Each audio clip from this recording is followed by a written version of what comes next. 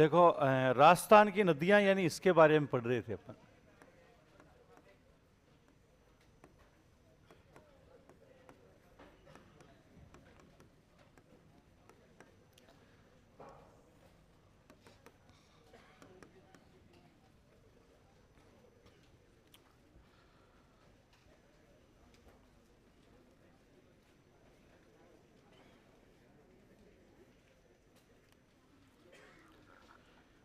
और सबके लास्ट में अपन ने लिखे थे यानी पश्चिमी बनास।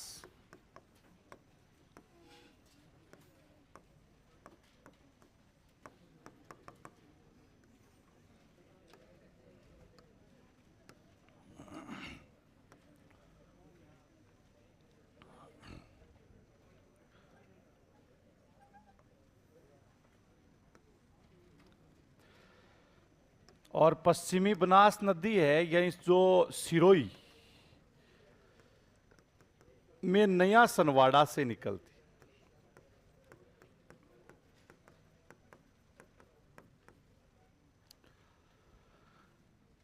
और जो कच्छ का रन आता है उसका भी जो लिटिल रन है यानी जिसको छोटा रन अपन कहते हैं उसमें जाके विलुप्त हो जाती। इसकी प्रमुख सहायक नदी वो कौन सी होगी? सिपू। और पश्चिमी बनास नदी के किनारे गुजरात का कौन सा शहर बसा हुआ है? डीसा। कि डीसा शहर गुजरात है यानी इसका जो डीसा शहर है वो कौन सी नदी के किनारे है? पश्चिमी बनास। सिरोही में इस नदी पर पश्चिमी बनास परियोजना बनाई जा रही है।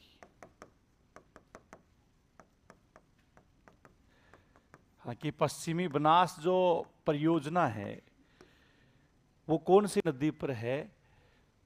ये जो पश्चिमी बनास नदी का नाम है और कौन से जिले में आती है? सिरोही। यानी सिरोही है यानी इसमें ये लिख लिया था ना अपन ने? डीसा शहर है, ये परियोजना नहीं लिखी थी तो लिखो पश्चिमी बनास नदी पर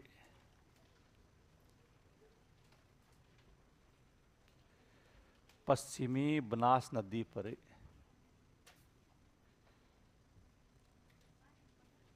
पश्चिमी बनास नदी पर सिरोही में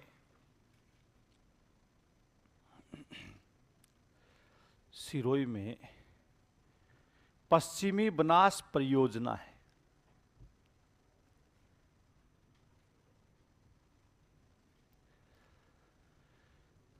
पश्चिमी बनास परियोजना है।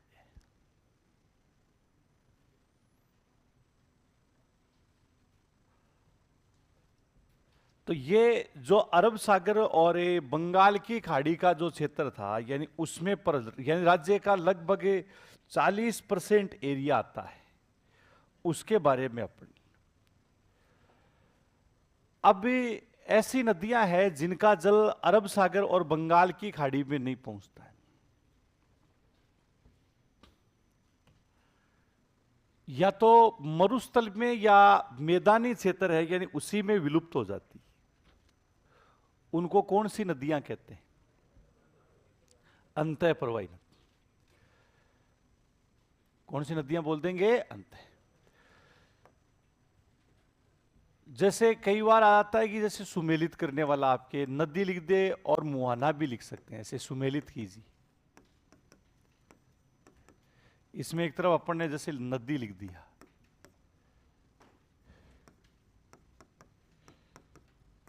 एक मुहाना अपन लिख दिया।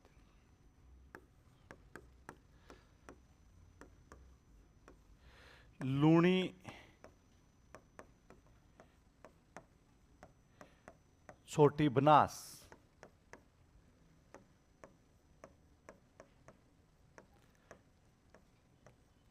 साबरमती,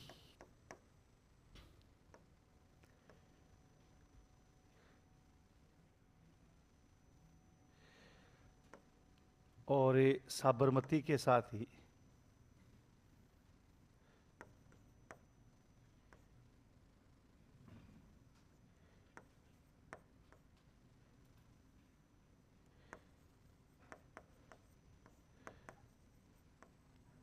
खारी खंडेल।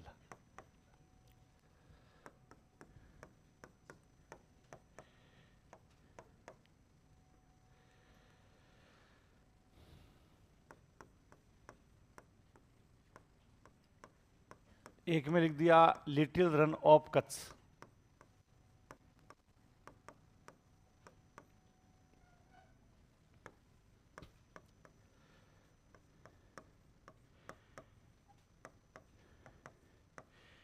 केम्बे की खाड़ी।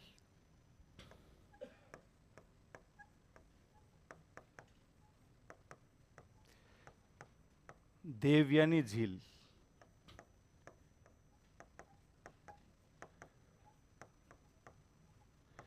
ग्रेट रन ऑफ ए कच्छ।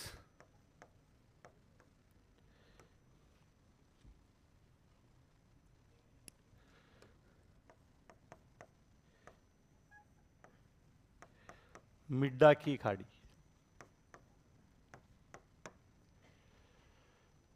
एक तरफ 4 है और एक तरफ 5 है, उन 5 में से 4 छांटने हैं।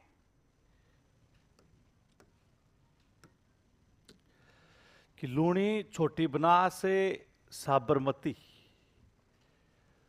और ये खारी खंडेल या खारी खंडेला है, और इसके बाद में इनका मुहाना की जहां पर जाकर के ये नदियां समाप्त होती उसके बारे में अपने को लिखना है।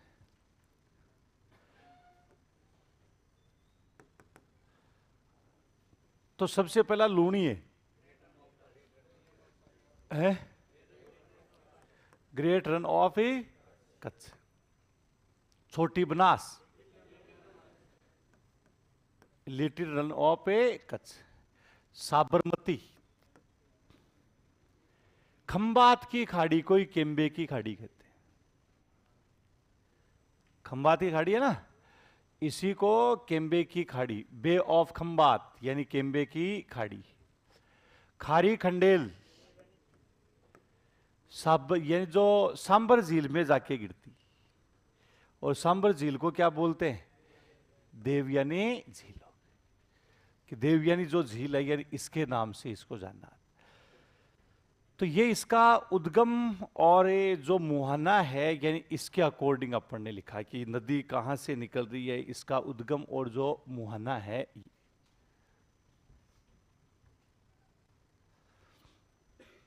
लिख लिया तुमने?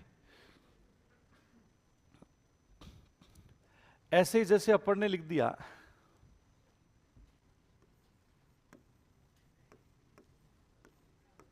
है, तुमने कुछ बोला नहीं तो मैंने सोचा लिख लिया होगा।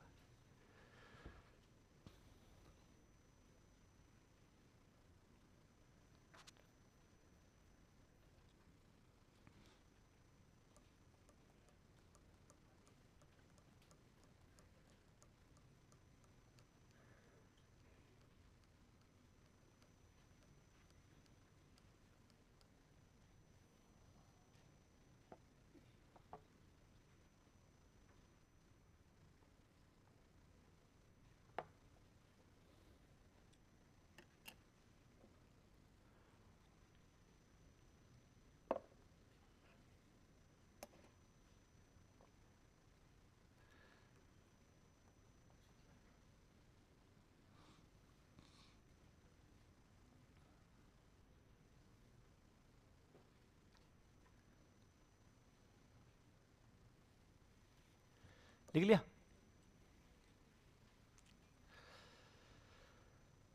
अब जैसे अगला एक और अपन लिखें कि जैसे चंबल नदी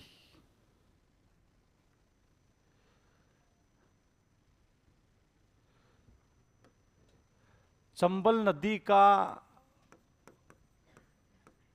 उद्गम है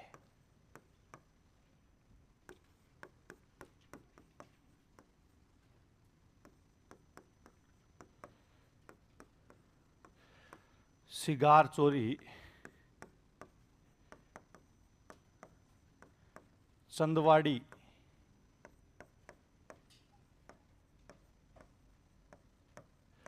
अमरकटक,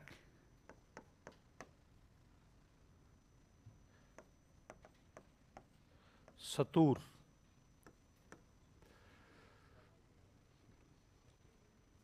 कि जो चंबल नदी, उद्गम का मतलब जहां से नदी निकलती, तो उद्गम अपन ने लिखा कि कौन सा पर्वत है?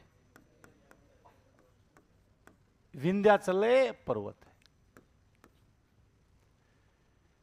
अब उसी विंध्याचल पर्वत से संबंधित ही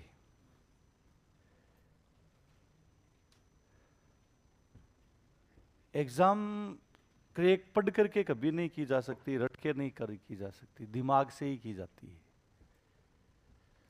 चंदवाड़ी है, क्यों?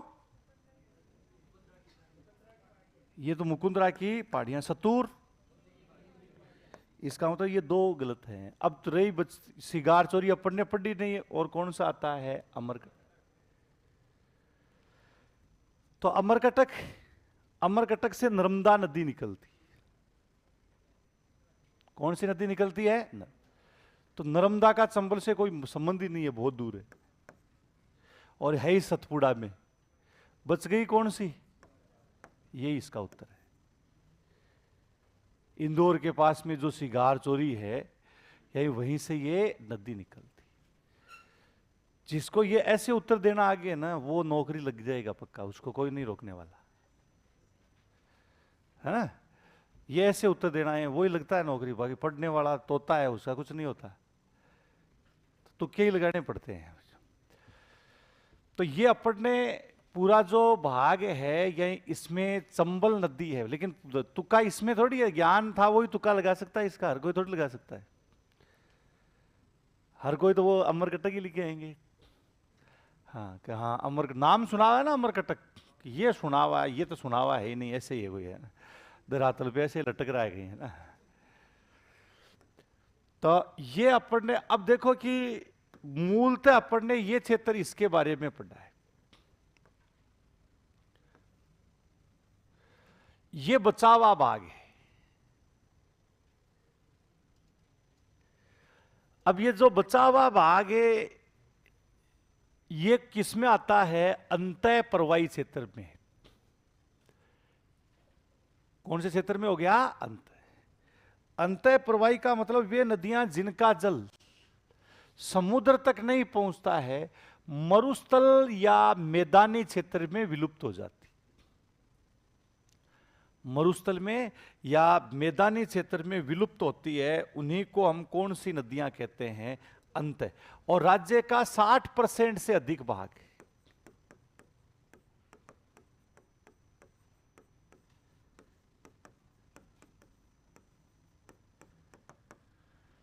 कि राजस्थान का 60% से अधिक भाग है, यानी वो किस में आता है? अंतः प्रवाही क्षेत्र में आता है। तो अंतः प्रवाही का मतलब वे नदियां जिनका जल समुद्र तक नहीं पहुंचता है।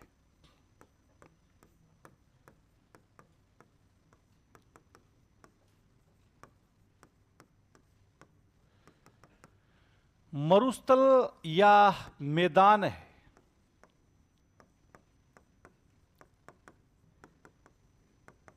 हाँ, मरुस्थल या मैदानी क्षेत्र में विलुप्त हो जाती।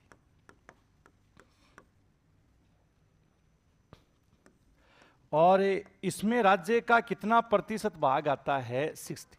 हाँ, 60% जो भाग है, यानी इसी में आता है अंत। तो पहले एक लाइन लिखिएगा आप, अंतः प्रवाही नदियां लिख, इसमें लिखो वे नदियां जिनका जल, वे नदियां जिनका जल समुद्र तक नहीं पहुंचता है।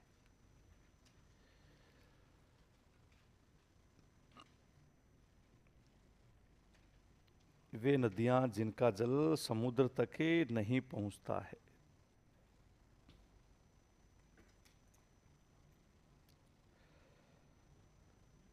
मैदानी या मरुस्थलीय क्षेत्र में ही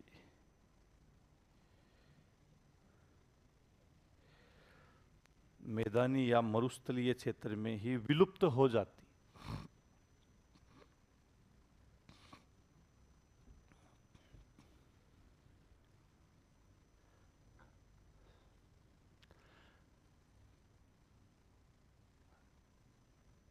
राज्य का 60% से अधिक भाग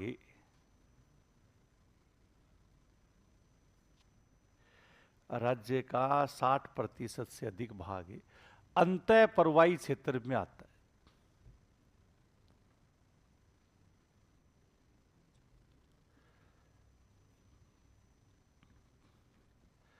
कि राज्य का 60% से अधिक भाग इसमें आता है अंतः परवाई। अब इस अंतः परवाई क्षेत्र की जो प्रमुख नदी है,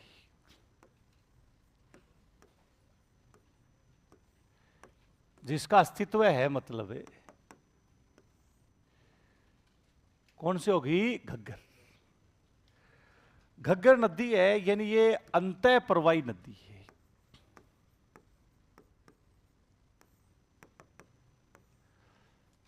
इसका जैसे उपनाम कि कौन कौन से उपनामों से ये जानी जाती है, तो एक तो इसको मृत नदी कह देते, नट नदी भी कहते हैं, सोतर नदी,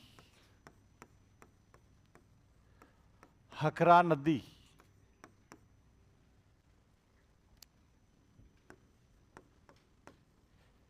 नाली नदी, पाट नदी, दृश्यवती नदी। ये जितने भी नाम हैं, ये सारे के सारे नाम कौन सी नदी से संबंधित हैं? घग्गर नदी। कि मृत नदी, नट नदी, सोतरे, हकरा, नाली, पाट और दृश्यवती नदी है ये। फिर इस नदी का उद्गम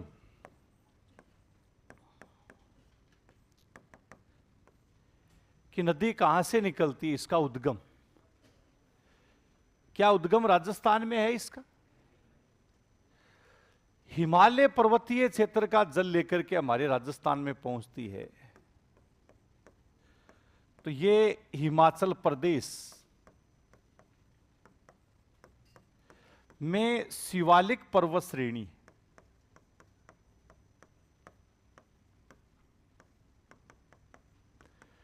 और शिवालिक पर्वत श्रेणी में आती है कालका की पहाड़ी।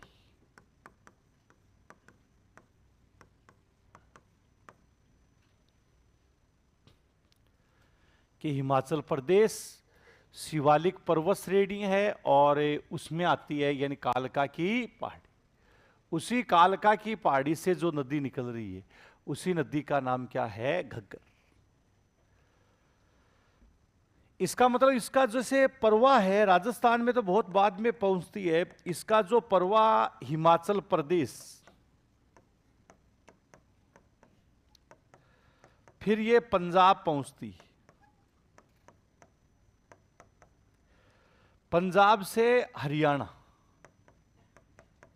और राजस्थान। हाँ, कि राजस्थान है ये, मतलब पूरे देश की सबसे लंबी अंतः प्रवाही नदी है। लंबाई इसकी 465 किलोमीटर। देश की सबसे लंबी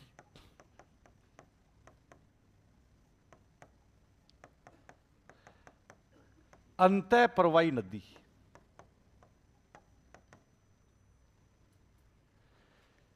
हाँ, कि हमारा देश है, राजस्थान की नहीं, पूरे देश की सबसे लंबी जो अंतः प्रवाही नदी है, यानी उस अंतः प्रवाही नदी का नाम क्या हो गया? घग्गर। कि घग्गर के नाम से जानी जाती है, सबसे लंबी की अंतः प्रवाही नदी। ये घग्गर हरियाणा होते हुए हमारे राजस्थान, फिर ये पाकिस्तान तक भी इसका जल पहुंचता है।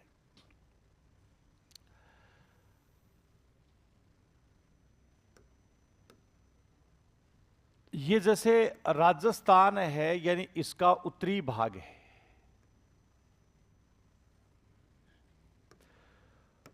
और प्रवाहित होते हुए ये पहुंचती है तो हनुमानगढ़,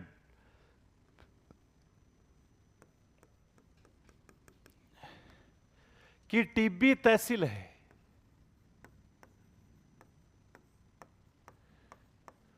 उसका एक क्षेत्र आता है, यानी जो तलवाड़ा, तलवाड़ा झील भी है, तलवाड़ा जलाशय भी आता है, वो भी हनुमानगढ़ में ही आता है। एक तलवाड़ा खनन क्षेत्र है, वो बांसवाड़ा में, जहां से मैग्नीज निकाला जाता है। तो ये यहां से आपको ध्यान रखना है कि हनुमानगढ़ की टिब्बी तहसील के तलवाड़ा क्षेत्र से ये राजस्थान में प्रवेश करती है। सामान्य रूप से इस नदी का जल हनुमानगढ़ के बटनेर क्षेत्र तक पहुंचता है। वर्षा ऋतु में इसका जल गंगानगर के सूरतगढ़ क्षेत्र तक पहुंच जाता है, और बाढ़ के समय इसका जल पाकिस्तान में कहां तक पहुंचता है, फोर्ट अब्बास। और पाकिस्तान में ही इस नदी के प्रवाह को किस नाम से जाना आता है, हकरा, बकरा नहीं, हाँ, हकरा के नाम से। अनूपगढ़ भी इस नदी के किनारे पर स्थित है। हाँ, कि अनूपगढ़ है इस नदी के किनारे पर। हनुमानगढ़ जो जिला आता है, जिला मुख्यालय है इस नदी के दक्षिण में। हनुमानगढ़ जो टाउन आता है, जंक्शन नहीं, टाउन। ऐसे जो गंगानगर शहर आता है, वो इस नदी के कौन सी दिशा में है, उत्तर में। कई बार यही पूछ लेते हैं, हनुमानगढ़ घग्गर के कौन सी दिशा में स्थित है, तो कौन सी दिशा में, और श्री गंगानगर कौन सी दिशा में है, यही उत्तर दिशा आती है, यानी इसमें है। तो ये इसका जो सामान्य रूप से अपन ने लिखा है कि जैसे यहां पर अपन, ये हनुमानगढ़ टाउन है और ये कौन सा हो गया, गंगा। तो ये पूरा जो नदी का भाग अपन देख रहे हैं कि कहां कहां पर ये नदी जो प्रवाहित हो रही है। गंगानगर, अब हनुमानगढ़ और जो अनूपगढ़ का क्षेत्र है, यानी इसमें ये नदी प्रवाहित। तो ये हनुमानगढ़ का कौन सा क्षेत्र आता है, ये जो टिब्बी तहसील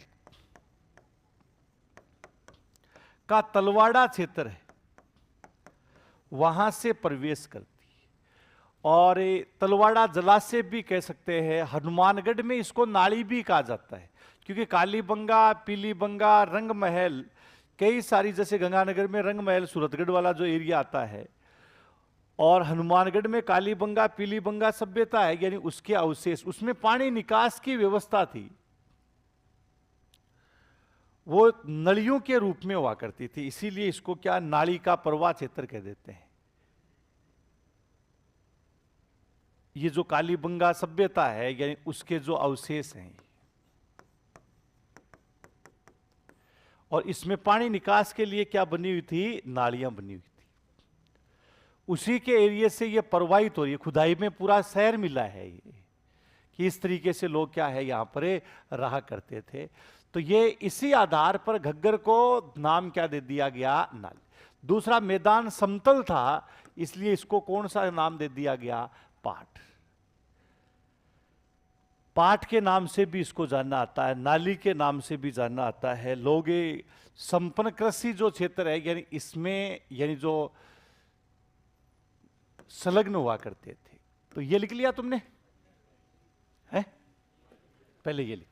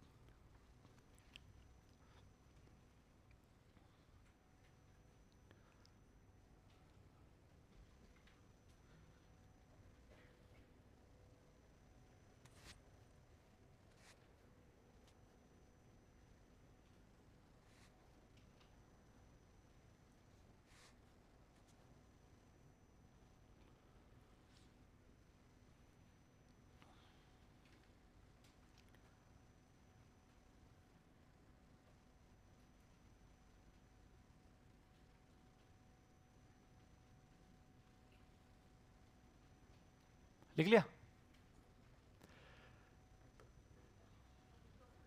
अरे तो तू ऐसे पकड़ के जड़ की तरह बैठ गया के हैं? जड़त्व का सिद्धांत पढ़ लिया तूने?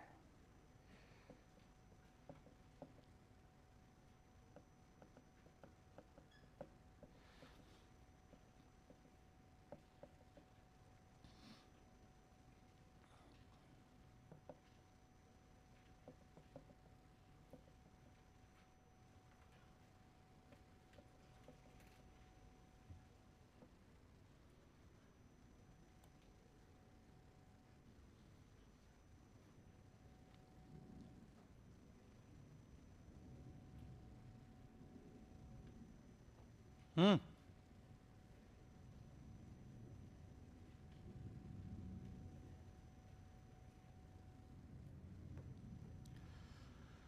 तो अब जैसे घग्गर नदी है, यह हनुमानगढ़ की टिब्बी तहसील के कौन से क्षेत्र से प्रवेश करती है? तलव। तो एक लाइन लिखो आप, घग्गर नदी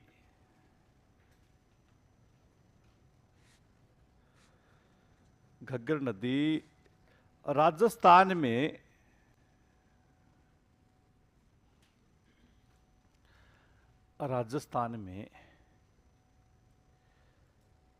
हनुमानगढ़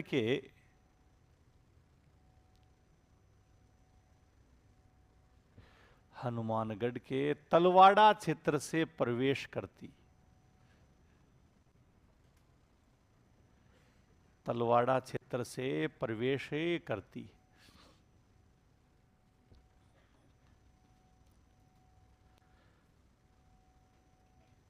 सामान्य रूप से इस नदी का जल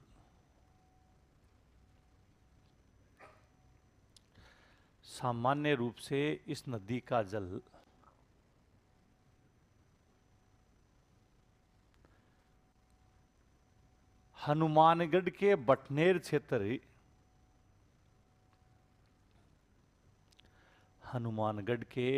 क्षेत्र तक पहुंचता है।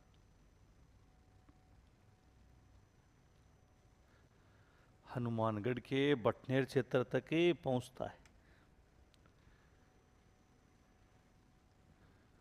वर्षा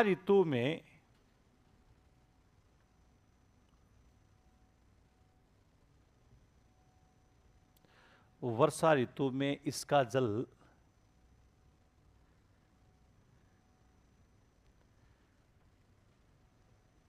गंगानगर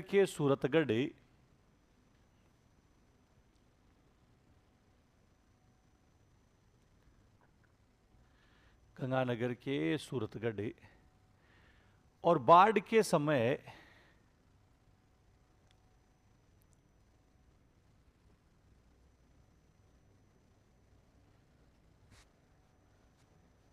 पाकिस्तान में फोर्ट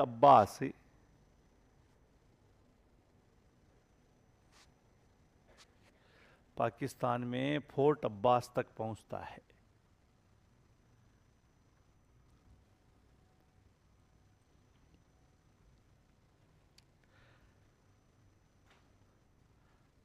पाकिस्तान में इस नदी के प्रवाह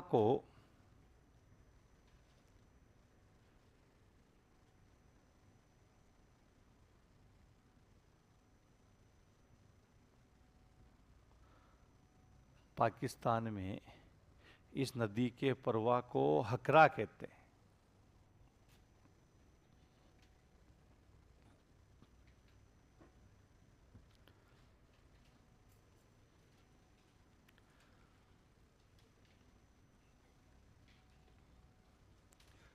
पाकिस्तान में इसके प्रवाह को क्या बोल दिया जाता है? हकरा। कि पाकिस्तान का जो क्षेत्र है, यानी इसमें इसी नदी के प्रवाह को हम क्या कहेंगे? हकरा के नाम से जाना। अब जैसे ये नदी प्रवाहित होती है, तो जब इस नदी में बाढ़ आती है, तब हनुमानगढ़ जंक्शन है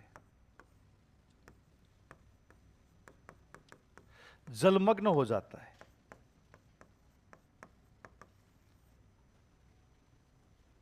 टाउन नहीं होता है, टाउन और जंक्शन दोनों अलग अलग है। दोनों के बीच की दूरी है लगभग 4 किलोमीटर। हनुमानगढ़ का है तुम्हें कोई? एक भी नहीं है। और डूबेगा नहीं है तो बता देना।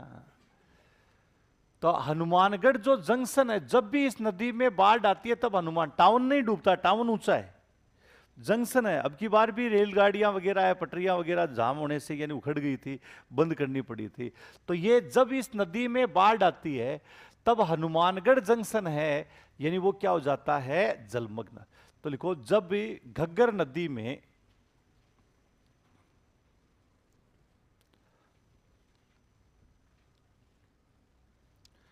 जब घग्गर नदी में बाढ़ आती है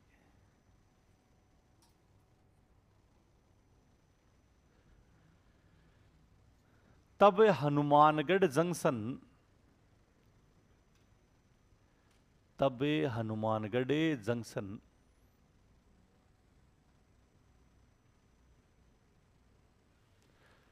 जलमग्न हो जाता है।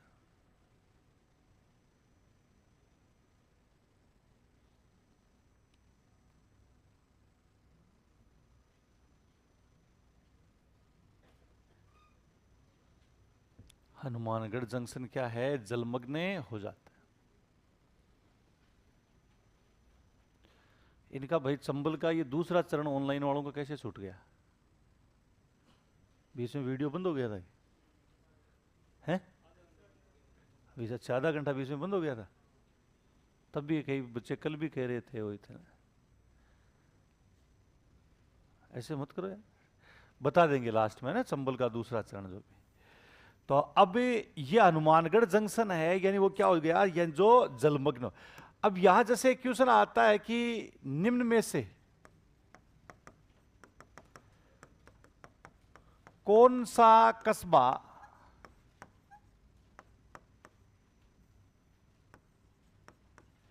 बाढ़ के समय, कौन सा कस्बा बाढ़ के समय जलमग्न होता है?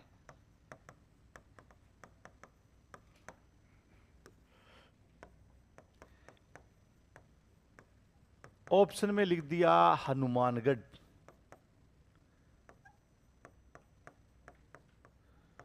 बालोतरा,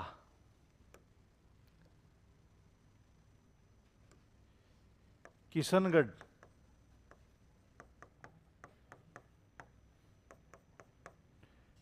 सूरतगढ़।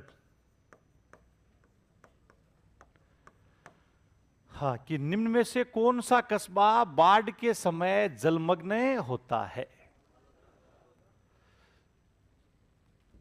क्यों हनुमानगढ़ ही क्या है? अभी तो लिखा हनुमानगढ़ अपन है। कुछ क्षेत्रीय, तो कुछ क्षेत्र तो होता है, वो डूबेंगे नहीं है। अच्छा, बालोतरा वाले पूरे डूब जाते हैं फिर?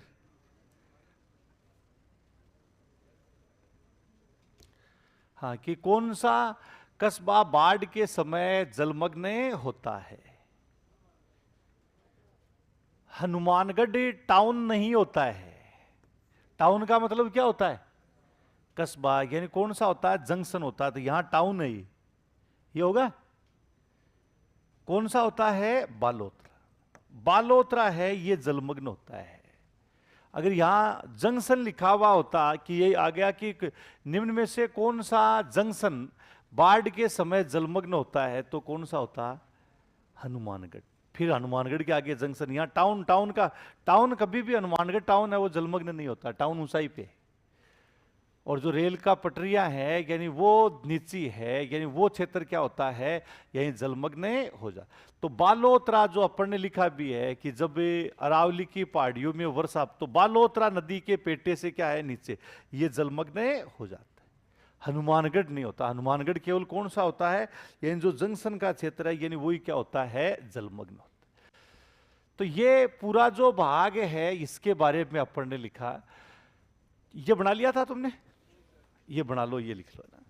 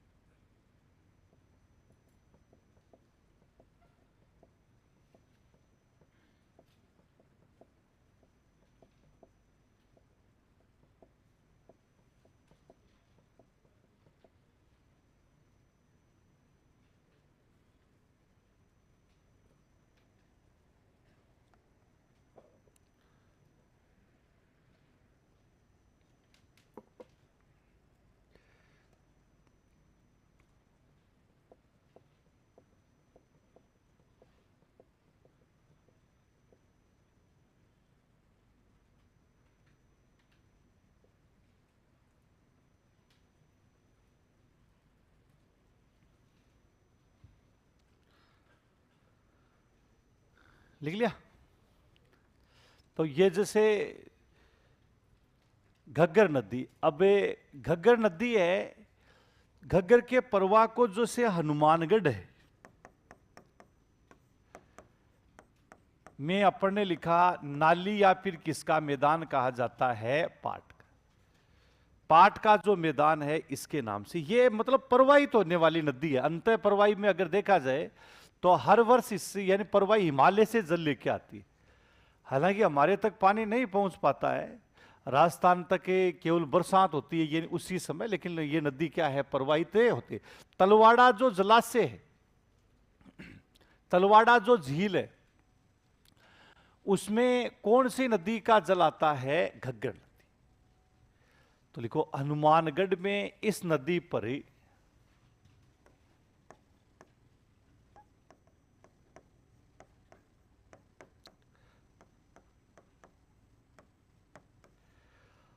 हनुमानगढ़ में इस नदी पर तलवाड़ा जलाशय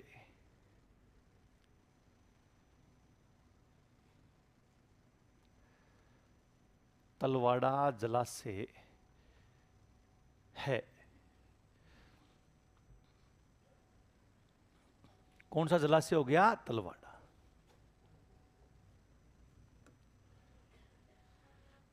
अब इसके बाद अगली जो नदी है ये देखिएगा कि कौन सी नदी होगी, कौन सी है, कांतली। तो कांतली खंडेला की पहाड़ियों से निकलती। अब खंडेला की पहाड़ी कहां पर आती, नीम का थाना, सीकर में थोड़ी आवे। खंडेला कहां पर है, नीम का था। खंडेला रोइला का जो क्षेत्र है यानी यहां से निकलती है नीम, और इसी नदी के निकट गणेश्वर सभ्यता का विकास हुआ है। और सबसे बड़ी बात है ये दक्षिण से उत्तर की ओर बहती, उत्तर से दक्षिण की ओर नहीं, दक्षिण से किस तरफ है, उत्तर। झुंझुनू को दो भागों में डिवाइड कर रही है। चूरू में प्रवेश करने से पहले ही ये नदी विलुप्त हो जाती है। उसी नदी का नाम कौन सा हो गया, कांतली।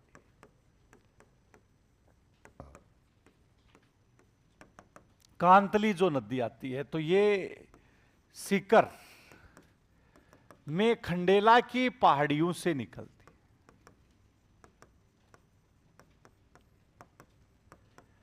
हाँ, जो वर्तमान में कहां पर है,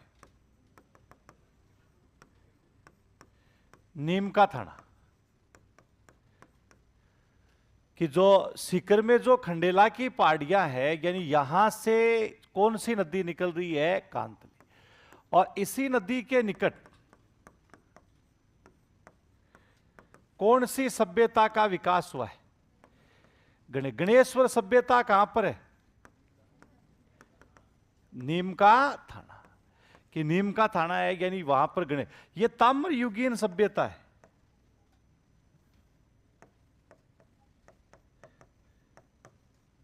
कौन सी सभ्यता होगी, कि ताम्र युगीन, इसको अपन क्या कहते हैं, सब। यह उस समय ये माना गया है कि इस नदी में बहुत ज्यादा जल था, और जल ज्यादा होने की वजह से नावें चला करती थी। तो टूटी फूटी नाव के भी क्या है यानी अवशेष प्राप्त हुए। और इसके साथ ही मछलियों को पकड़ने वाले जो कांटे और कृषि के जो औजार हैं, ये सभी के सभी आपको ध्यान रखना है कि कौन सी, हाँ, कि ये जो अपन देखें कि कांतली नदी है यानी इसमें मछलियों के कांटे वगैरह है, ये सारे यानी क्या हुए हैं, प्राप्त हुई। तो उससे ये लोग अनुमान लगाते हैं कि किस प्रकार का जो ये क्षेत्र आ रहा है कि यहां संपन्न एरिया था, लेकिन और नई नई मिट्टी का भी क्या हो रहा था, जमा हो रहा था। लेकिन अब ये नदी नहीं बहती वर्तमान में, यही ये जो नदी है नहीं प्रवाहित हो रही है। बस बहुत ज्यादा कई बार बरसात होती है तब खंडेला की जो पहाड़ियों का क्षेत्र आता है यानी उससे जल लेकर के क्या है यही प्रवाहित ही होना शुरू, तो थोड़ा बहुत नाला वगैरह है यानी उस तक प्रवाहित हो रही है। तो ताम्र युगीन जो सभ्यता है सीकर संग्रहालय में उसके रखे भी गए हैं कई अवशेष है। तो ये जैसे अपन देखें कि ये खंडेला की पहाड़ियां, और गणेश्वर जो सभ्यता है यानी उसके इस तरह के यानी जो मकान भी बने हुए खुदाई में प्राप्त हुए, जैसे लोहागर वगैरह अपन ने लिखा बताया था आपको, उदयपुर वाटी वाला क्षेत्र है, शाकंभरी माता वाला जो क्षेत्र आता है, यह इसमें ये पूरा जो क्षेत्र है ये ताम्र युगीन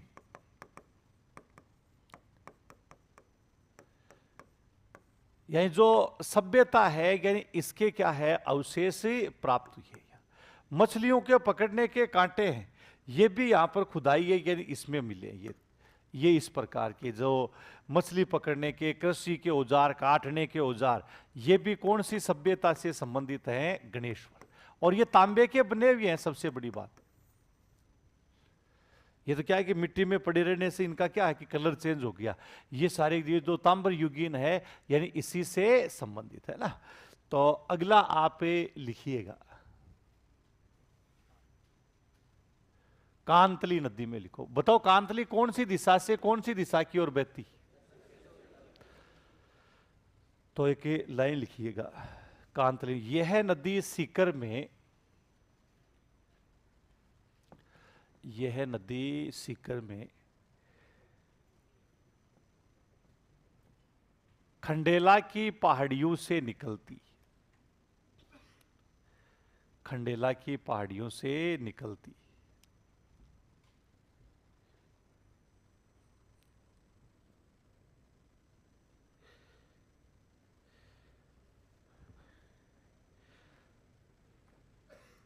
इस नदी के निकट, इस नदी के निकट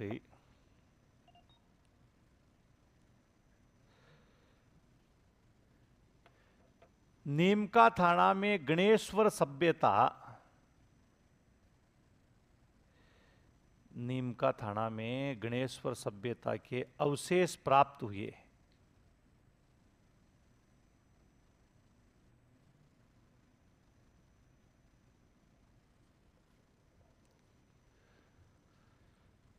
यह एक ताम्र युगीन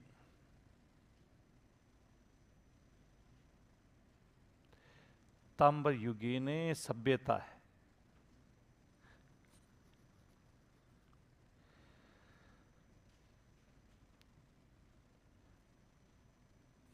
घग्गर नदी,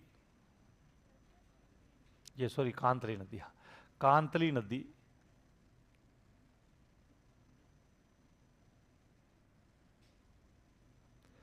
कांतली नदी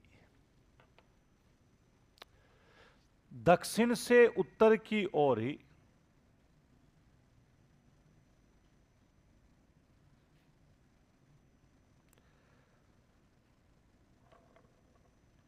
दक्षिण से उत्तर की ओर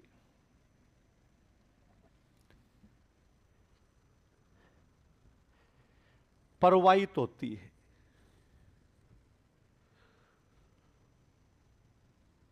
झुंझुनू को दो भागों में,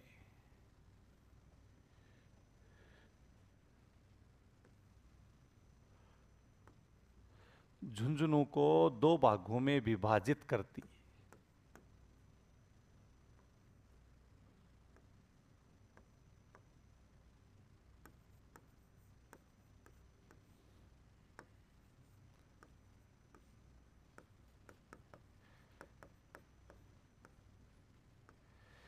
कि झुंझुनू है यानी इसको कितने भागों में विभाजित कर देती है? दो भाग। झुंझुनू चूरू की सीमा पर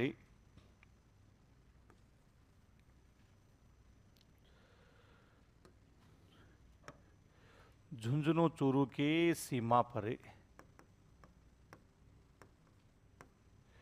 विलुप्त हो जाती।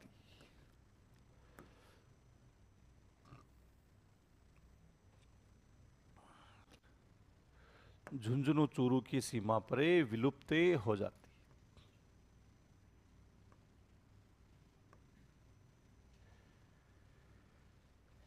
अब झुंझुनू को तो दो भागों में विभाजित कर रही है। खंडेला की पहाड़ी जो सीकर है यानी यहां से ये जो नदी है यानी निकल रही है। गणेश्वर सभ्यता ये नीमका थाना का क्षेत्र आता है। कई बार ये भी पूछ देते हैं कि जैसे जो घग्गर नदी, ये कांतली जो नदी है इसके कौन सी दिशा में स्थित है सीकर, झुंझुनू, दोनों ही जो शहर है, अगर आप देखेंगे तो दोनों ही शहर इस नदी के कौन सी दिशा में हैं, पूर्व में या पश्चिम में? ये मोटे मोटे जो बिंदु लगे हुए है ना, ये इसके कौन सी दिशा होगी? पश्चिम कि पश्चिमी जो भाग आता है यानी इसमें। और नीम का थाना इसके जो ये 39 नंबर आपको लिखा, कौन सी दिशा में आएगा? पूर्व में। गणेश्वर सभ्यता है यानी वो भी कहां पर है? यह जो पूर्वी भाग है इसमें है। सर घग्गर नदी की कितनी किलोमीटर राजस्थान? एक पटवारी को लगाया नपवाने के लिए ना, जिस दिन नाप के वो बता देगा तब बता देंगे तेरे को, है ना। तब तक तो 465 ही लिखे ना, तूने आज का है तो उसको लगा दिया आप पढ़ने, है ना। और क्या करे थे इसका, यही तो करे ना, पटवारी को नापने के लिए भेजा है ना। तो ये आपको ध्यान रखना है कि जो मूल नदी कौन सी होगी? कांतली जो नदी है इसके, ये बना लीजिए तुम्हें ध्यान। झुंझुनू को दो भागों में, झुंझुनू शहर को नहीं, झुंझुनू जो डिस्ट्रिक्ट आता है उसको कितने भागों में विभाजित करती है? 2 भाग। तो ये पूरा जैसे झुंझुनू का क्षेत्र आता है तो इसको कितने भागों में डिवाइड कर रही है? 2। बीचों बीच प्रवाहित होने वाली नदी। और सबसे बड़ी बात है कि ये कौन सी दिशा से? दक्षिण से उत्तर की ओर बह रही, उत्तर से दक्षिण की ओर नहीं है, दक्षिण से उत्तर।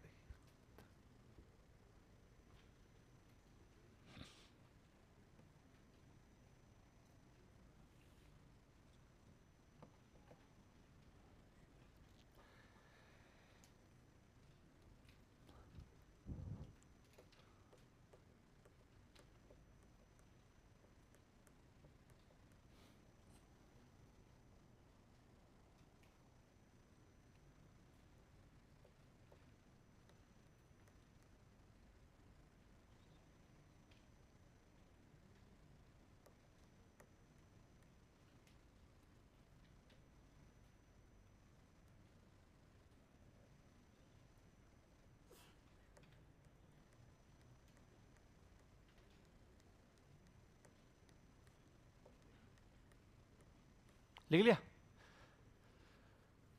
कांतली के बाद अगली देखो काकनी।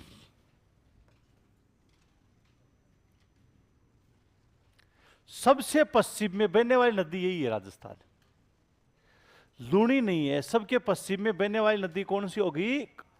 काकनी, काकने, या जिसको अपन क्या कहते हैं मसूरदी के नाम से भी जानना। 3-4 नाम है इसके, जैसे काकनी, काकने, काक नदी भी बोलते हैं यहां के लोकल लोग, तो इसको काक ही बोलते। हाँ कि काकने, काकने, और इसको क्या कह देते हैं? मसूर। काकनी नदी है, काकने है, और कौन सी आती है? मसूर। काकनी, काकने, और जो मसूरदी नदी ये कहां से निकल रही है? तो इस नदी में भी आपको ध्यान रखना, जैसलमेर में कोटरी गांव से निकलती। कि जैसलमेर में कौन से गांव से निकल रही है? यानी कोटरी गांव है, इससे निकलती। और जैसलमेर में एक झील है, भुज झील। कौन सी झील होगी? भुज। है उस भुज झील में जाकर के गिर जाती है। वो कौन सी नदी है? काकने या काक। इसको जगह का नाम है मीठा खारा। जगह का नाम क्या हो गया? मीठा खारा। किताब में आपको मिड्डा की खाड़ी लिखा हुआ मिलेगा। मिड्डा की खाड़ी कुछ नहीं है, ये मीठा खारा जगह का नाम है। वहां पर जब बहुत अच्छी बरसात, लेकिन इसके बारे में भी, क्योंकि ये जैसे नदी प्रवाहित हो रही है, यही जैसे कोटरी गांव, अब इसमें जैसे जैसलमेर, ये उत्तर से दक्षिण की ओर बह रही है, और जो जैसलमेर शहर है वो इस नदी के पूर्व में। लोदरवा जो कस्बा आता है, आपको पथरीला प्रदेश मैंने बताया था कि लोदरवा इसी नदी के कौन सी दिशा में है? पश्चिम। और जो पालीवाल ब्राह्मण थे, जलापूर्ति इसी नदी से होती थी। उसी कुलदरा के पास में यही आज भी इसका यानी जो मार्ग बना हुआ है, और उस मार्ग के आधार पर यानी इसके कई अवशेष फॉसिल्स वगैरह भी इसमें, ये देखिए जैसलमेर तो इस नदी के कौन सी दिशा में हो गया, पूर्व। लोदरवा इस नदी के क्या है, किनारे पर बसा हुआ है। वो लोदरवा, लोदरवा कौन सी दिशा में आता है, यही पश्चिम दिशा है, यही इसमें आ रहा है, यानी वो लोदरवा का क्षेत्र है। तो ये पूरा जो आप देख रहे हैं यानी कांतली नदी कौन सी झील का निर्माण, ये काकनी नदी कौन सी झील का निर्माण करती है, भुज झील। कौन सी झील होगी, भुज। तो अगला काकनी, काकनी या मसूरदी में लिखो। देखो यह है जैसलमेर में, जैसलमेर में कोटरी गांव से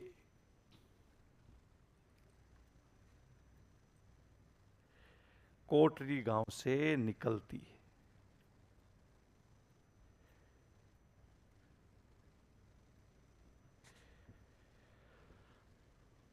और जैसलमेर की भुज झील में, जैसलमेर की भुज झील में गिर जाती। हाँ, कोष्टक में मीठा खारा लिख लेना, भुज झील में गिर जाती।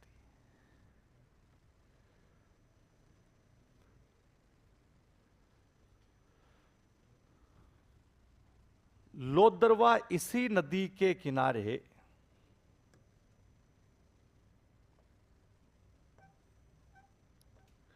लोदरवा इसी नदी के किनारे बसा हुआ है।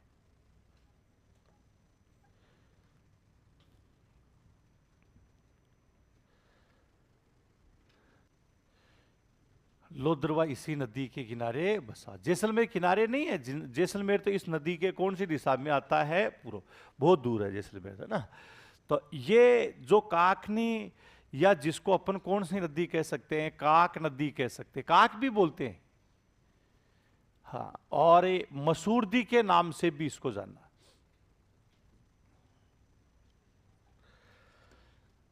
इसके बाद अगली एक जो नदी आती है, रूपनगढ़ नदी।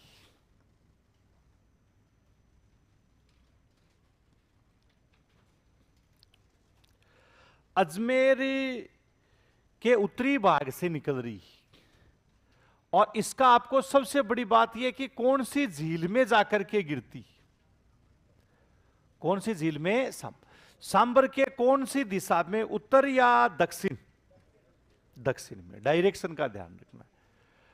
सांबर के कौन से भाग में मिल रही है, सांबर के उत्तरी भाग में मिलने वाली कौन सी आती है, मेंथा, और दक्षिणी भाग में मिलने वाली कौन सी है, रूपनगढ़ नदी आती है। तो जैसे रूपनगढ़ नदी,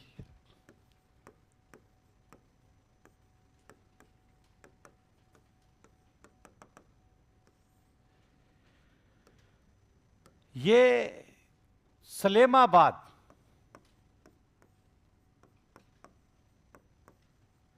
किशनगढ़, अजमेर,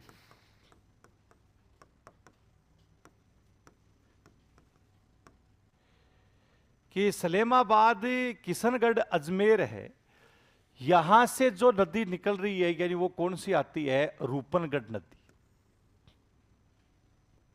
हाँ, कि सलेमाबाद, किशनगढ़, अजमेर है, यहां से और सांबर झील, नमक का जमाव करती है सांबर झील के कौन से भाग में मिलती है, दक्षिणी भाग। कि सांबर झील है, इसका जो दक्षिणी भाग है यही उसमें जाकर के मिलने वाली नदी का नाम हो गया रूपनगढ़। ये सलेमाबाद किस लिए प्रसिद्ध है, कौन सा हो गया, निम्बार्क संप्रदाय, कि यहां पर प्रधान पीठ भी, हाँ, कि निम्बार्क जो संप्रदाय है उसकी प्रधान पीठ कौन सा जो क्षेत्र आता है, सलेमा, और उसी सलेमाबाद से ही कौन सी नदी निकल रही है, रूपनगढ़। जगह का नाम भी रूपनगढ़ है। यहां की बजरी भी इस नदी से निकाली जाती है, लेकिन उस बजरी की सबसे बड़ी है कि उसमें नमक है, खार बहुत ज्यादा उसमें, है ना, नमक की बोझ। तो लिखो रूपनगढ़ नदी में लिखो,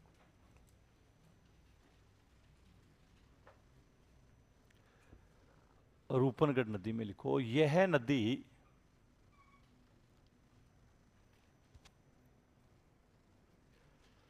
सलेमाबाद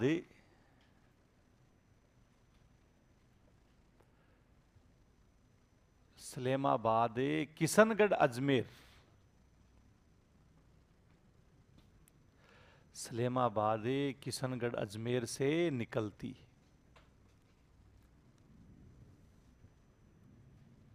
सलेमाबाद किशनगढ़ अजमेर से निकलती। सांबर झील के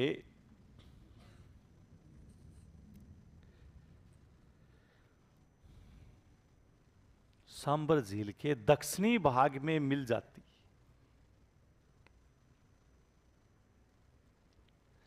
सांबर झील के दक्षिणी भाग में मिल जाती।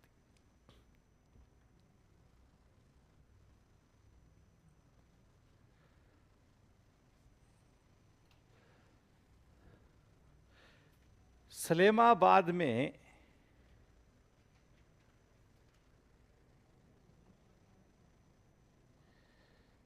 सलेमाबाद में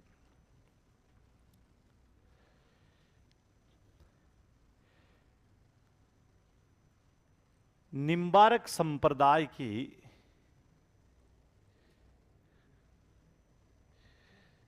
निम्बारक संप्रदाय की प्रधान पीठ है,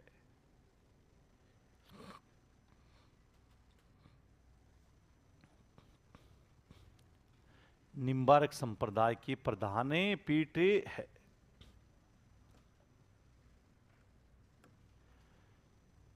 इसी सांबर झील के उत्तरी भाग में आ रही एक नदी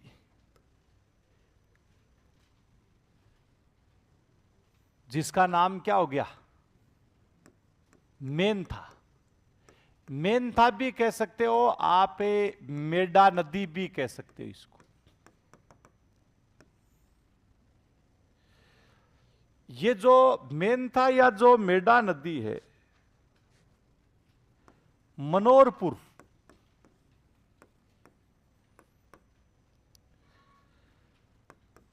जयपुर से निकलती। ये मनोरपुर वही है जो मनोरपुर अपन ने एक पर्वत चोटी 786 मीटर वाली, वही। हाँ, मनोरपुर जगह का नाम है, वहां पहाड़ियां हैं, यानी उनसे निकल कि मनोरपुर ही जयपुर ग्रामीण का क्षेत्र है ना, कि मनोरपुर जयपुर से ये नदी निकलती है। और सांबर झील, कौन सी झील होगी, सांबर झील के उत्तरी भाग में मिलती,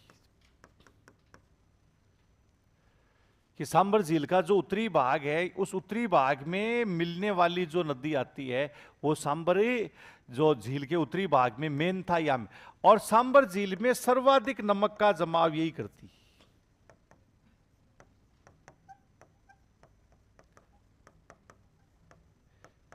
कि सांबर में सबसे ज्यादा नमक लेकर के आने वाली नदी कौन सी है, मेंथा नदी। रूपनगढ़ नहीं है, कौन सी नदी आती है कि मेंथा के द्वारा सबसे ज्यादा नमक, वो केशाकर्षण पद्धति के द्वारा कि जो जल है ये, हाँ, तो वो ज्यादा दूरी से ये जल लेकर के आती है। इसलिए यही ये अपन कह सकते हैं कि सबसे ज्यादा सांबर झील में नमक का जमाव करने वाली नदी है वो मेंथा नदी आती, कि मेंथा का जो भाग है ये सबसे ज्यादा इसमें नमक का जमाव करे। तो अगली एक लिखो, मेंथा नदी।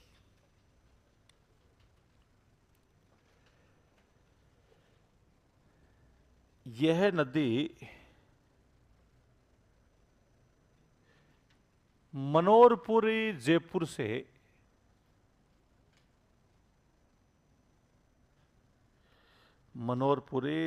से निकलती,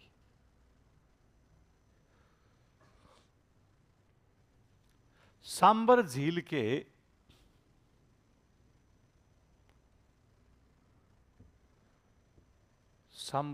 के उत्तरी भाग में मिल जाती, सांबर झील के उत्तरी भाग में मिल जाती।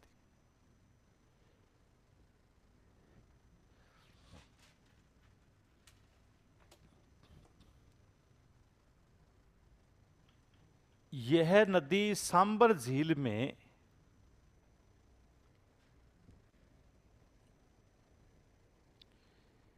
यह नदी सांबर झील में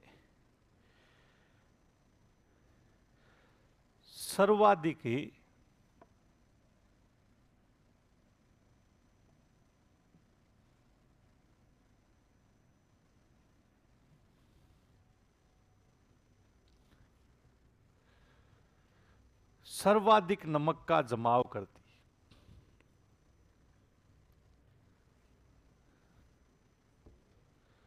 सर्वाधिक नमक का जमाव करती। कि सांबर झील में सबसे ज्यादा किसका जमाव करती है? यह नमक का जमाव। कौन सी? मेंथा या फिर कौन सी होगी? मेडल।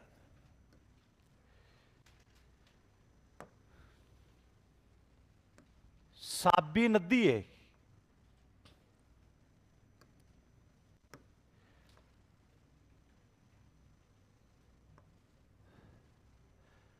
साबी या साइबी, इसकी एक सहायक नदी भी आती है छोटा,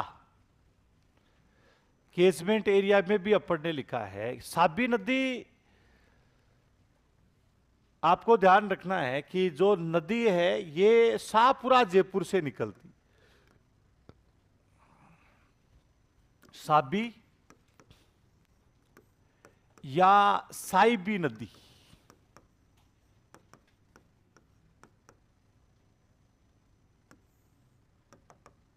तो ये नदी कहां से निकलती है? यानी शाहपुरा जयपुर से निकलती, अलवर में बहती है। लेकिन अब अलवर का जो क्षेत्र आ गया, यानी कौन सा हो गया? कोटपुतली, बैरोड, और कौन सा आता है इससे आगे? खेरतल, तिजारा। ये तब भी रह पाएंगे, ध्यान रखना, सरकार रिपीट हो गई तो। नहीं तो ये इनका आधे का मामला उल्टा सीधा, इसलिए पुराने वाला ही ज्यादा ध्यान रखना है ना। क्या होता है कोई भरोसा थोड़ी है। हाँ, रिपीट होती है तो ये एक्टिव होते हैं, नहीं तो ऐसी बात नहीं है एक्टिव नहीं होंगे, कुछ में गड़बड़ कर सकते हैं दूसरी होने पर, है ना। कुछ को मिला देंगे, बाकी ये नहीं कि बंद कर देंगे। बंद करने में तो फिर जनता विरोध में आ जाती है ना वापस। सीमांकन वगैरह है, यानी उनमें थोड़ा बहुत कर सकते हैं इधर उधर। तो शाहपुरा जयपुर है, यानी यहां से ये नदी साबी या फिर कौन सी होगी? इस नदी पर अकबर ने कई बार बांध बनाने का प्रयास किया, लेकिन जब भी अकबर बनाता बांध तो ये उफान में आती है एकदम से, और बांध को साथ बहा के ले जाती। ऐसी जो नदी, इसका यानी कोटपुतली, बैरोड, खेड़तल, तिजारा में बहते हुए हरियाणा में पटौदी के मैदानों में विलुप्त हो जाती।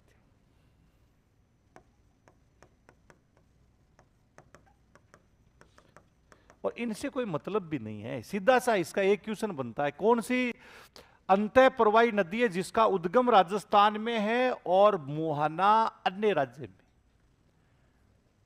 कौन सी अंतः प्रवाही नदी है जिसका उद्गम राजस्थान में है और मुहाना दूसरे राज्य में है?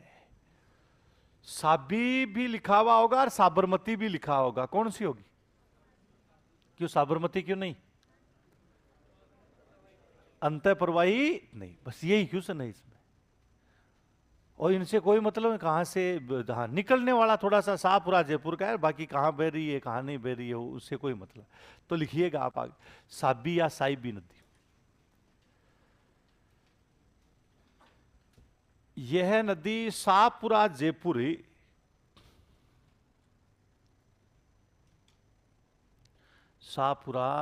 से निकलती।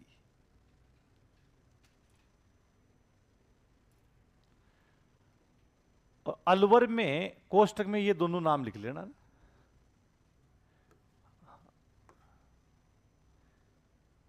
अलवर में, अलवर का मतलब कौन सा लिखोगे? कोटपुतली, बैरोड और खेड़तले, तिजारा। अलवर में बहने के बाद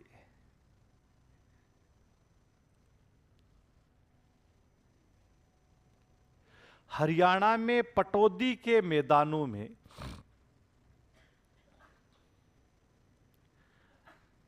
हरियाणा में पटौदी के मैदानों में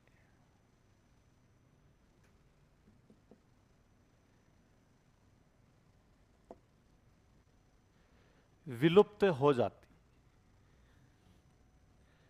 हरियाणा में पटौदी के मैदानों में विलुप्त हो जाती।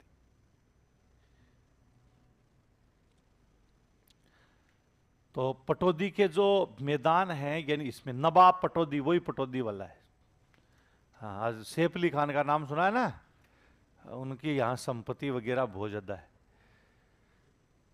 सैफ, करीना है, पैसों की माया है ना, पैसे जिसके पास ज्यादा होते हैं बुढ़ापे में ही शादी हो जाती है उसकी, और पैसे नहीं होते हैं, चाहे वो कितना ही जवान हो गए, शादी नहीं होती है उसकी।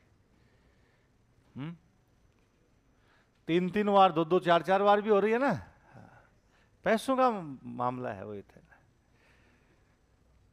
रिश्तों का कोई मतलब थोड़ी है। जैसे तुम में से कितने लोगों की शादी नहीं हो रखी है? लड़कों में कितने की नहीं हो रखी है? कई तो याद कर रहे हैं कि हो रही है, क्योंकि कईयों का बाल विवाह भी हो गया होगा बचपन में हो गया, कईयों को याद ही नहीं हुआ कि नहीं हुआ और इतने सारे के नहीं हो रखी है। और मार्केट में भाव भी कमजोरी चल रहा होगा।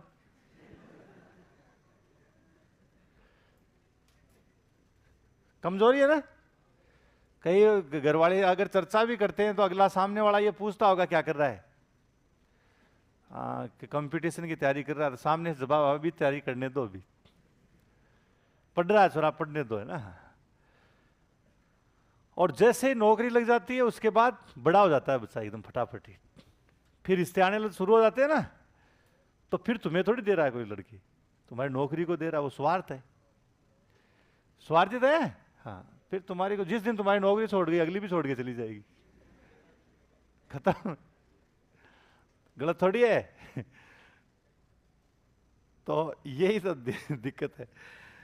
तो हरियाणा में पटौदी के मैदानों में यह नदी क्या है, यानी विलुप्त हो जाती। इसका उद्गम राजस्थान में, परंतु यही परवा मुहाना इसका हरियाणा में है। ये इस नदी की क्या है, सबसे बड़ी। तो लिखो, इस नदी का उद्गम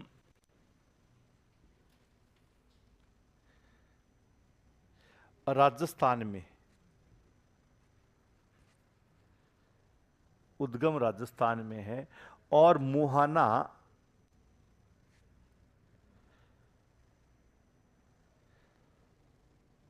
राजस्थान के बाहर, राजस्थान के बाहर हरियाणा में।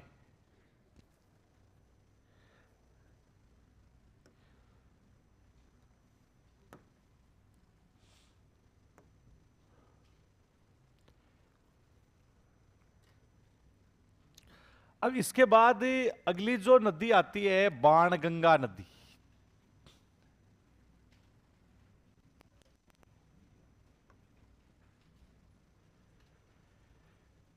बाणगंगा जो नदी है, ये बेराट की पहाड़ी, विराटनगर,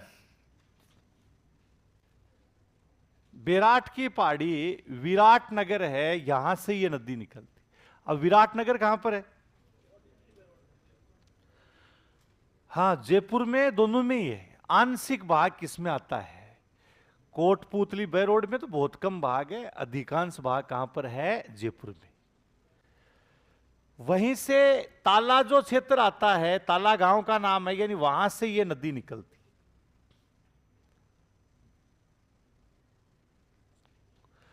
बाणगंगा जो नदी, जिसको अर्जुन की गंगा भी कह देते,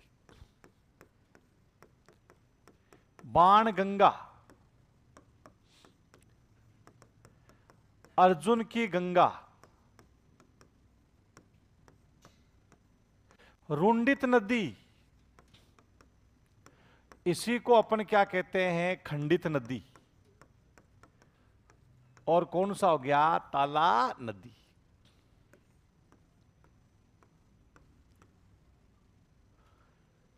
अब बाणगंगा नदी है ये बेराट की पहाड़ी,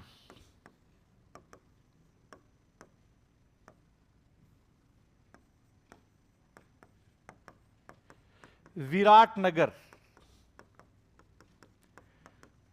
जयपुर से, कोटपुतली बेरोड वाला नहीं लिखना, हाँ, क्योंकि ये जो जहां से ताड़ा गांव है वो जयपुर ग्रामीण में आता है वहां से, और कुछ भाग इसका कहां पर है, कोटपुतली बेरोड। तो बेराट की पहाड़ी है विराटनगर, उस विराटनगर से जो नदी निकल रही है गई, उस नदी का नाम बाणगंगा नदी है। अर्जुन की गंगा कहते हैं। महाभारत काल में कुंती अर्जुन इधर से जा रहे थे तो कुंती को प्यास लग गई थी, पानी नहीं था तो अर्जुन ने तीर छोड़ दिया था इस पहाड़ी में, बिज्जक की जो पहाड़ी, और तीर छोड़ते ही ये जलधारा फूट पड़ी थी। अभी तुम में से कोई अर्जुन है तो संभालो तीर। हाँ, तो बेराट की पहाड़ी है, यानी वहां से यहां कई शिलालेख भी इस नदी के पास में विराटनगर, भाबरू शिलालेख। कौन सा शिलालेख है? अशोक कालीन है या कोई दूसरा कालीन है? अशोक। ऐसे शिलालेख भी प्राप्त हुए। दूसरा, ये विराटनगर वही है जहां पर नोबेल पुरस्कार से शांति का नोबेल पुरस्कार दिया गया था कैलाश सत्यार्थी। नाम सुना है कभी? बचपन बचाओ एनजीओ भी चलाते हैं, छोटे बच्चों को बचाने का काम करते हैं। अभी भी शांति का नोबेल पुरस्कार दिया गया एक महिला को, क्या नाम है?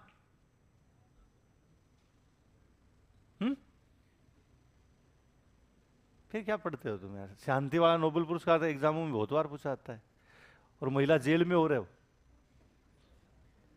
हाँ, अपनी जिंदगी का ज्यादा समय जेल में ही है। ईरान के जो जेल है यानी उसमें महिला उत्पीड़न के लिए सबसे ज्यादा क्या है, यानी आवाजें उठाई है उसने। इंजीनियरिंग से पढ़ाई की हुई है।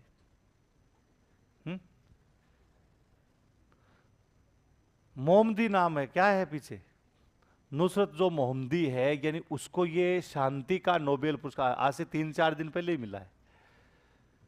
अपने तो इंस्टा और ये चल रहे हैं सारी चीजें बढ़िया चलने तो गए अरे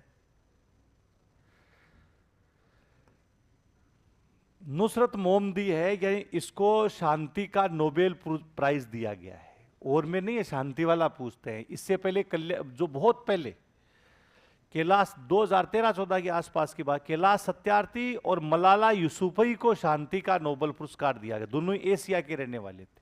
मलाला यूसुफजई है, यानी वो पाकिस्तान की रहने वाली, और दूसरा आपको ध्यान रखना कैलाश सत्यार्थी हमारे जो जयपुर में ही ज्यादातर, यानी जो बचपन छोटे छोटे चूड़ी घरों में कार्य करने वाले बच्चे होते हैं ना, उनको बचाने का काम करते हैं। मतलब उनको पढ़ाने लिखाने का वो सारा काम वो देखते रहते हैं। चूड़ी घरों से क्या है, या चाय वाले जो ठेले वगैरह है उन पे छोटे छोटे बच्चे चाय देते रहते हैं ना, हाँ, उनको यही शिक्षा से जोड़ने का कार्य। इसलिए उनको क्या है, शांति का नोबेल पुरस्कार। मलाला को क्या है कि शिक्षा के लिए दिया गया। स्वात घाटी पाकिस्तान शिक्षा का प्रचार प्रसार कर रही थी, आतंकवादियों ने बहुत बार रोका उसको, वो फिर नहीं मानी। उस समय उनकी उम्र ही 12-13 साल थी। भून दिया फिर गोलियों से कि तो हाँ लड़कियों को नहीं पढ़ाने देंगे। वो कह रही नहीं नहीं मैं पढ़ा के मानूंगी, तो गोलियों से भून दिया गया। ब्रिटेन में क्या हुआ था, इलाज हुआ था। मलाला ने फिर कहा था मैं शादी नहीं करूंगी, लेकिन अब तो कर ली शादी। हाँ, वहीं रहते हैं, पाकिस्तान में नहीं है। तो शांति वही यहाँ विराटनगर है, यानी यहीं पर कैलाश सत्यार्थी बचपन बचाओ, यही जो एनजीओ है, यानी जो आश्रम है इनका बनाओ, ये विराट का वाला जो क्षेत्र आता है ये। अब ये नदी कहां कहां पर बहती है? जयपुर, दौसा, भरतपुर में, भरतपुर के मैदानों में विलुप्त हो जाती। पहले इस नदी का जल उत्तर प्रदेश में यमुना नदी तक पहुंचता था, अब यमुना तक नहीं पहुंचता है। कहां पर विलुप्त हो जाती है? भरतपुर के मैदानों में ही विलुप्त हो जाती है। हाँ, इसको रुंडित नदी इसीलिए आरपीएससी ने पूछा भी था, रुंडित नदी कौन सी है? हाँ, जिस नदी का जल पहले समुद्र तक जाता था और अब समुद्र तक नहीं पहुंच रहा, उसको कौन सी नदी कह देते हैं? रुंडित नदी है इसके ना। और ये जो बाण गंगा और गंभीर नदी आती है इसके पास, बाण गंगा और गंभीर नदी पर भरतपुर में एक बांध बनाया गया है जिसका नाम क्या है? अजान। और इसी अजान बांध से केवलादेव घनापक्षी विहार है, यानी इसको जलापूर्ति होती नहीं है, केवल कागजों में हो रही है। हाँ, कागजों में तो खूब जलापूर्ति हो रही है, बाकी वैसे जलापूर्ति नहीं होती है, वहां के जो किसान ही जलापूर्ति नहीं करने देते। हाँ, इसलिए केवलादेव की वर्तमान में दयनीय स्थिति है वो। तो ये बेराट की पहाड़ी जयपुर दौसा में बहने के बाद भरतपुर के मैदानों में विलुप्त हो जाती है, उसी नदी का नाम क्या आता है? बाण। तो अगला एक लिखिएगा, बाण गंगा नदी।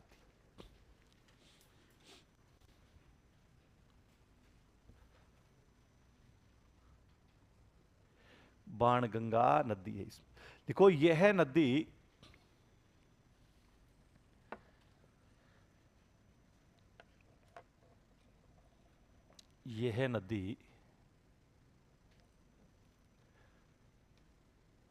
जयपुर में बेराट की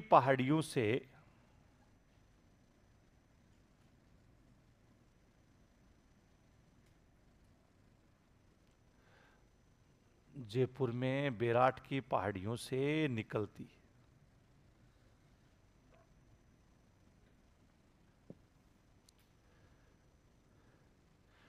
हाँ, विराट के कोष्टक में लिख रहा है विराटनगर जयपुर। विराटनगर वहां पर भी है, ध्यान रखना, कोटपुतली बैरोड का भी है, लेकिन उसमें नहीं है अपने। ये कहां पर है?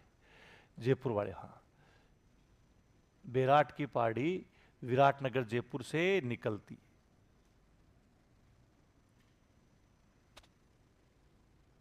जयपुर दौसा में बहने के बाद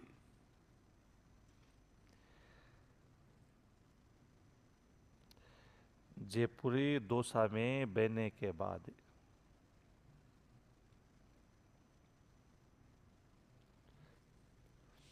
भरतपुर के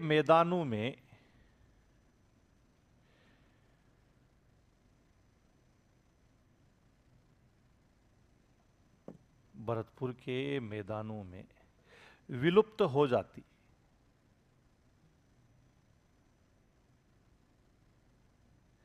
भरतपुर के मैदानों में विलुप्त हो जाती।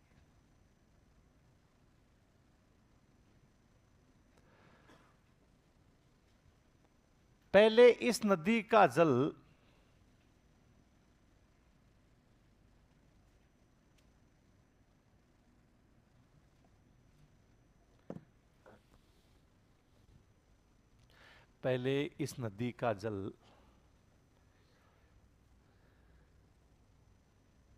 उत्तर प्रदेश में यमुना में मिलता था।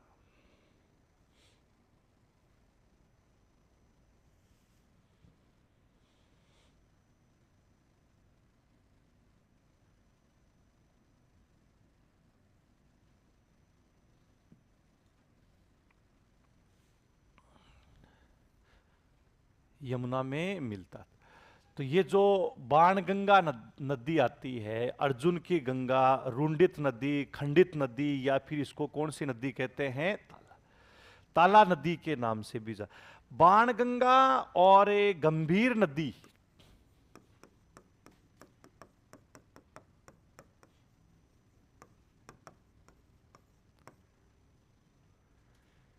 बाणगंगा और कौन सी होगी? गंभीर नदी है।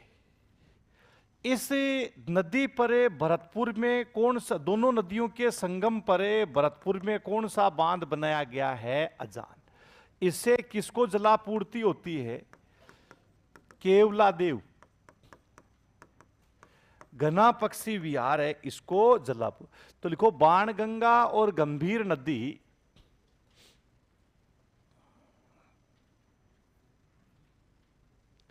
बाणगंगा और गंभीर नदी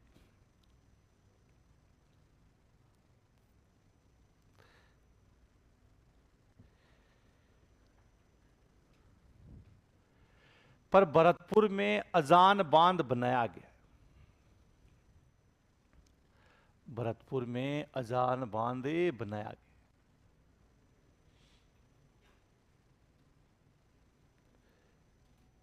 कि भरतपुर में कौन सा बांध बनाया गया है? अजान। इससे केवलादेव घना पक्षी विहार, इसे केवलादेव घना पक्षी विहार को जलापूर्ति होती।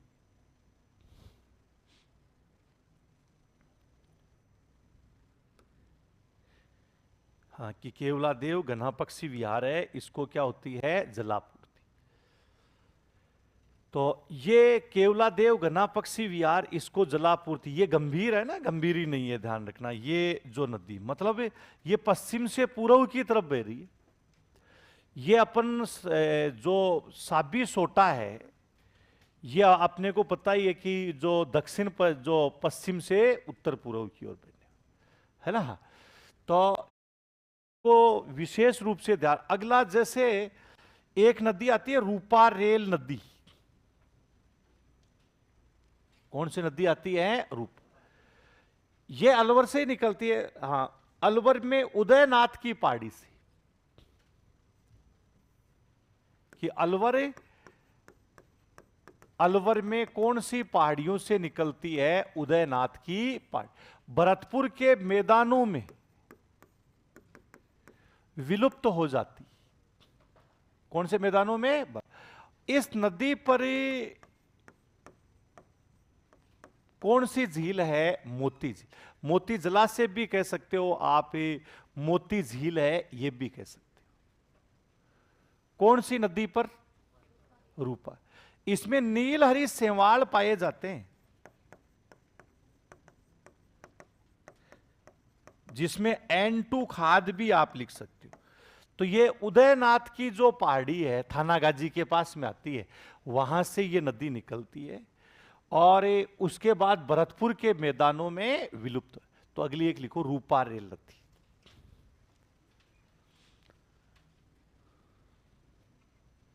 रूपा रेल नदी है। इसमें लिखो, यह अलवर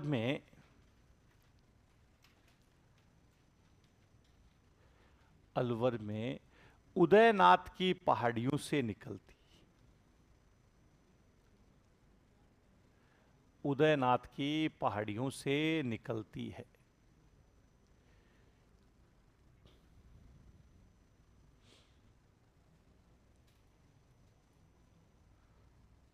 अलवर में कौन सी पहाड़ियों से निकलती है? उदयनाथ की पहाड़ियों से निकलती है। भरतपुर के मैदानों में,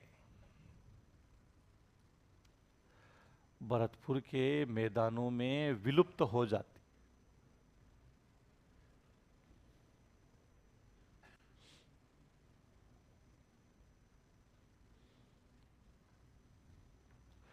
हाँ, भरतपुर के मैदानों में विलुप्त हो जाती। भरतपुर में इस नदी पर ही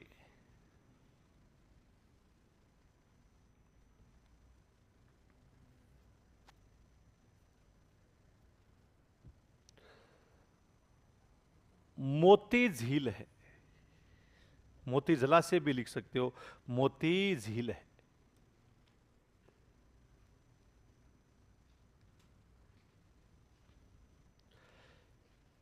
इसमें नील हरित शैवाल पाए जाते हैं। N2 खाद लिख सकते हो, चाहे आप नील हरित शैवाल लिख सकते हो। नील हरित शैवाल पाए जाते हैं।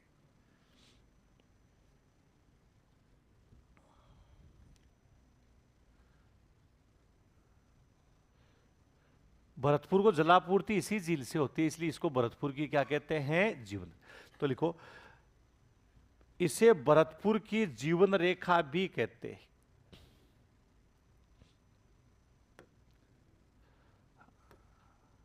ये मोती जलाशय, मोती झील है।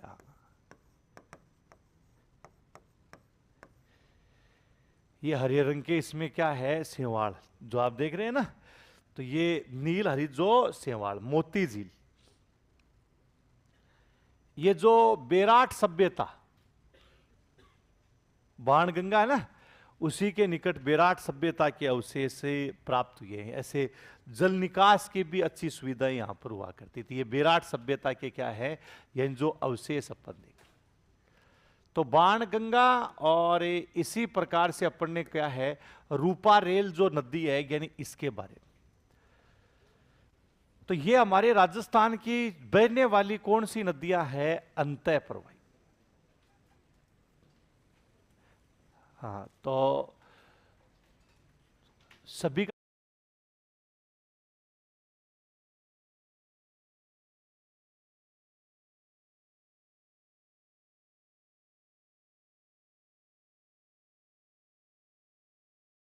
आंदोलन और महिलाओं के मानवाधिकारों की सबसे ज्यादा आवाज उठाई थी। पुरुष को डर लगता है हमेशा से, महिला से हमेशा से डरता आया है। जिन जिन महिलाओं ने आवाज उठाई उनको जेल में डालने के काम ही करते हैं।